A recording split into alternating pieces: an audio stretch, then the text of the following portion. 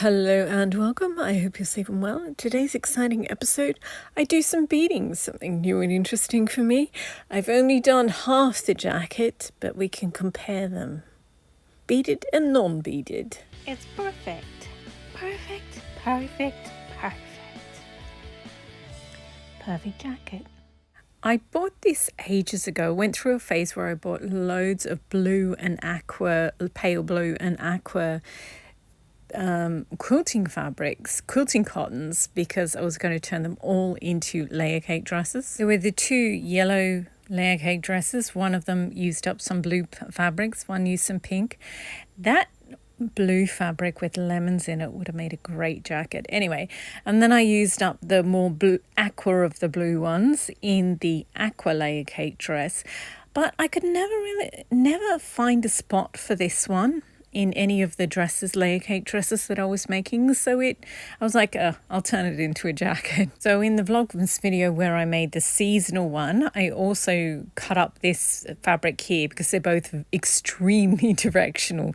So I had to iron them again and then cut out each individual piece, like the left front, the right front, the back, each, so that the placement would be exact. And because they didn't have very much fabric, but also the design on each one is so big and bold that, the placement was really finicky and it took a while. And even though this is a relatively simple pattern, 2 front pieces, 2 sleeves and 1 back piece, so there's only 5 pieces, but obviously several layers involved. There's loads of hand sewing the way I make things, because with couture, there's not supposed to be any visible machine sewing ever. You're only allowed to use a machine for long seams and nothing else. So there's loads of hand sewing. So I finished this one by the end of that episode, and the blue one is exactly the same. I haven't sewn up the sides for the blue one, which is why I'm showing you this. So it's the back and the front are asymmetrical. The back is more cropped, but the front is that little bit longer. So on the left, we have the leaf jacket, and on the right, we have the daisy one. This holiday one and the blue one I'm just about to start beading they're a mix between the two. So it's got the slightly longer sleeves of the daisy.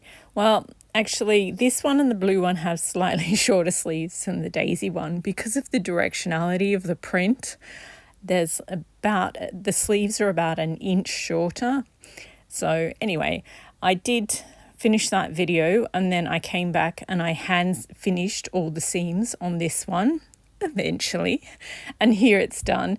Now normally I would also hand stitch up the side seams and the undersleeve seam and then pop it on the mannequin, but I've just showed you what the seasonal jacket looks like, and this is exactly the same version of that pattern. So instead of taking more time to pin up the sides or sew up the sides, I just want to get to the beading.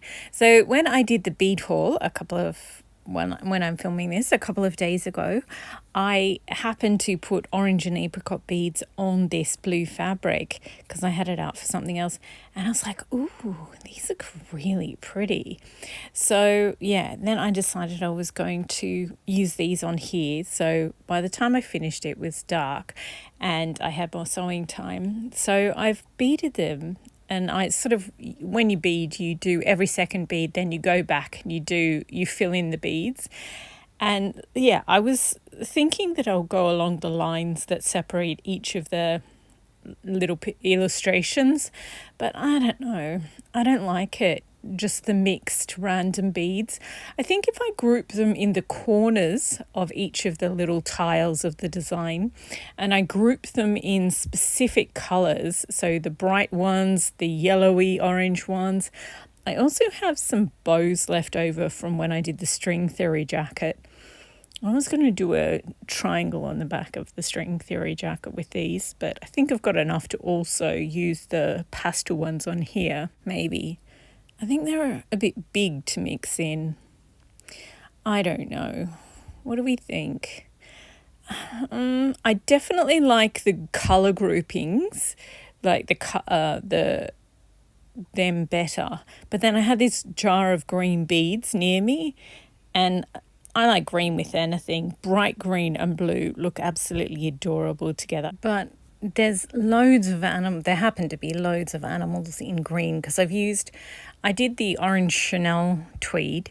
I covered that in green beads, but obviously you can't use, I felt like I couldn't use animals on that one. I just used regular shaped beads. So as a result, I don't have many regular shaped bright green beads. Oh, I do, but they're the size that, I don't know, the size is a bit not what I'd want. So I'm not sure. I'm just going to go to bed and I'll decide another day. This is cute. Okay, it is another day. And I still think the green ones are cute. Just bright green is just full of sunshine to me. It has my heart. But I mean, I love the juxtaposition of really bling beads. Okay, I'll talk you through all the options. So I still have the apricot and orange out, but I don't know. I think it would work better if it was apricot, but I want to use the apricot on a couple of tweed jackets and then use the leftovers on something else. So I'm not sure. The really expensive ones, love the juxtaposition of really expensive beads on a relatively cheap quilting cotton. Green, love them. The yellow ones, they look great, but I've got this lemon fabric. It's white with pictures of lemons on it, so I think I'll save them for that. The pale green, like it, but not. Ooh, this mix I call my pirate treasure mix, and I do love this. But not for this because it's a busy print with busy beads. I just think there's a place for that pirate bead mix, but this isn't it. The blue, the Cinderella, I call periwinkle blue Cinderella blue because of that Ladybird book where Cinderella is wearing a blue dress in one of those illustrations. So I do like the blue. I'm not a fan of the pale pink. It looks cute, but it's not for me. And the mauve ones, I've got loads of mauve beads because when you buy a mixed bag of mixed beads, there's always purple or mauve ones in there. So I don't ever set out to buy them, but I do have a lot by default. So I took out the ones that aren't top of the list. So I want to use the lemon ones for something else. And yeah, and this is me deciding that the pirate treasure mix can live another day in the bead box. And yeah, I've still got the lilac mauvey ones in the mix. But yeah, as I said, I love the green ones. I would wear it so much if I had bright green on there. But also the blue on the blue looks beautiful. I love when you can't see beading from a distance and you get up close and you're like, oh my goodness, that is a lot of technique and a lot of money. So I like something that looks understated and then you get up close and you're like, oh my God, this is so ridiculously over the top. So for that reason, I just have a ridiculous amount of, these beads are a little too big. Well, they're very large and they'd be a bit ridiculous on tweed. For that reason, I'm using these ones. I have smaller beads in this colour, which I'll save for tweed. And so I did a bit and I like it. So I'm going to keep going. It is difficult to do big beads without small beads in between. Very difficult, but we're managing it. It's got 2 layers of structure, netting as the structure. And I think once I do all the blue beads, then I'll go back and dot some bright green ones on there because that will make me just fall in love with it because it's just, there's so much energy and life and fun. Oh, this was the clincher. So if you've been to Paris, you know Louvre is the one with Pi's triangle, that glass triangle on the illustration there. So that's Louvre Museum. That's the biggest, most famous museum that used to be a palace. Well, still is. But of course it's Paris. There are other museums, and museums will say it's so good. You have to go if you're in Paris and you're a museum fan. Don't just stop at the main one. you have to go to visit the modern art. And out the front, anyway, there's this statue, but it's not of a person, it's of a rhinoceros. So yes, when I saw that, I was like, it was meant to be. So now I will go do all the blue beading.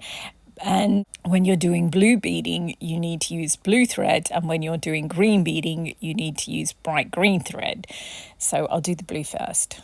Okay, I have finished one side of the front, sort of. And now I'm going to I turn it on the side and decide that I'm going to do the sleeve. And I really like this, the little groupings. It looks, it probably looks a bit weird and half done at the moment. But once I sprinkle the green ones in there as well, the gaps are there intentionally. So I was going to do I'd done the right front and I was going to do the right sleeve, but then I was like, actually, if I do the triangle now, mark that out and just do the edges, then I'll be able to do all of one half of the blue beading. So that's what I'm doing. At this point, I hadn't actually finished the whole of this half, and I didn't think I'd have time to get back and do the rest of the beading, but I did. So yeah, this is it. Partially done. There's a bit at the top of the back and pretty much the whole of the sleeve that is still yet to be done. And of course the whole other side is not done either. But then I managed to find time and finished it, and here we go. It's so pretty. There's a section where I've used clear seed beads instead of the Cinderella blue seed beads. So I might take them off, and I just watched back everything, and I sound like I have a cold, but it doesn't feel like I have one. Anyway, so I pinned the front and back together just with pins, instead of just sewing it or anything. The seasonal jacket is still on the mannequin, so I'll take that one off, and we'll leave the Daisy Aqua one. Oh, I'm showing you around the neck. I pinned all these flowers in. They're samples of beading that I want to do. Anyway, look how bright blue this one looks compared to the Aqua Daisy one. So when you just see the daisy one, you can't really tell that the white daisies are actually a mauvey white. But when you contrast these two, which is weird because this doesn't even have any white in it. It's really pale blue plus periwinkle blue. So, but it looks like white and blue.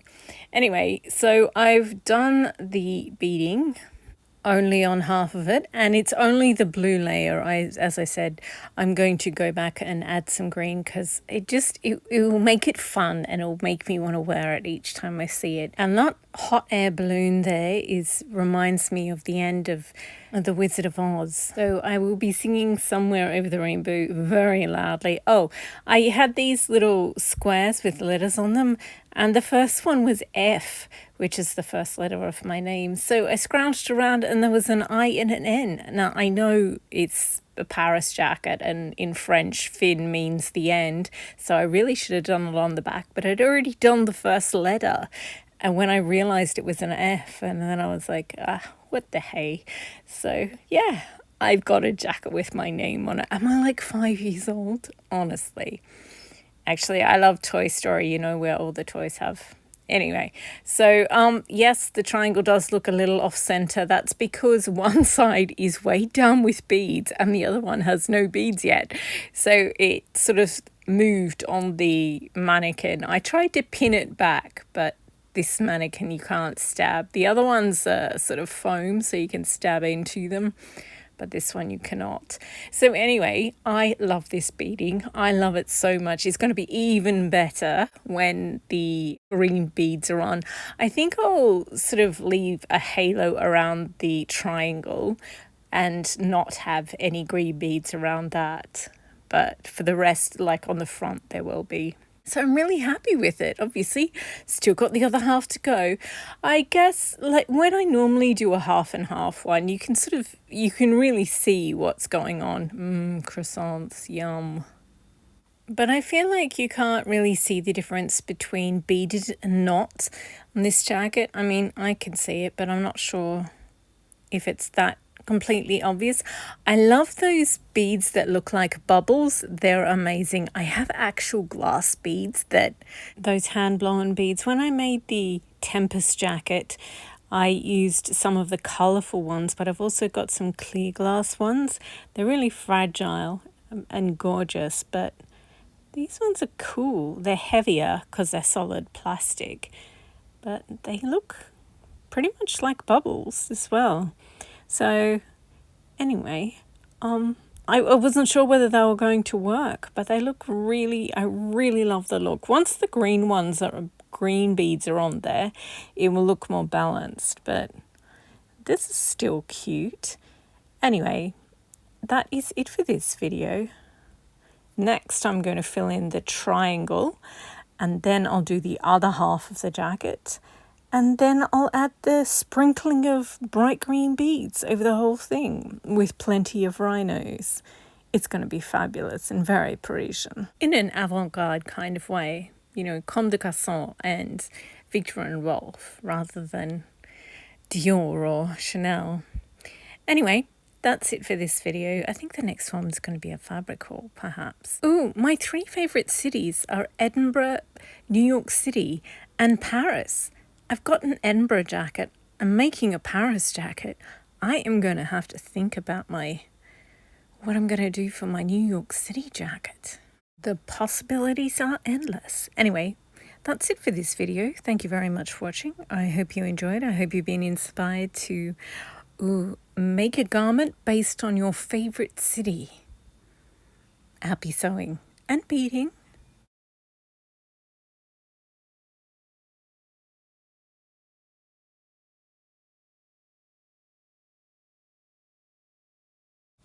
It's me.